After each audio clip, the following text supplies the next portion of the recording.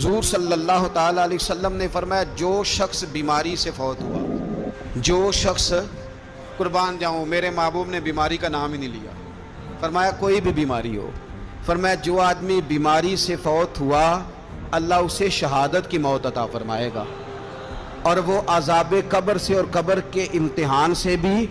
महफूज रहेगा। और हुजूर फरमाते हैं उसको सुबह और शाम जन्नत के बागों में से रिस्क दिया जाएगा। जो किसी भी बीमारी से मरा, ये लोग बीमारी से मर रहे हैं तो लोगों ने उछूत समझ रहे हैं, उछूत, ये उछूत नहीं है, इसलिए कि लवारस नहीं, ये खुदा रसूल के मानने वाले हैं। तुम इन्हें उछूत कह रहे हो और मदीने वाले रसूल इन्हें शहीद फरमा रहे हैं। हुजूर ने फरमाया जो बीमारी से मरे शहीद है, वो कब्र के अजाब से महफूज रहेगा और जन्नत के बागों में से अल्लाह रिज़्क देगा। लोग कहते हैं देखो जी बड़ा तंग होकर दुनिया से गया है, तो उस बंदे को भी अजाब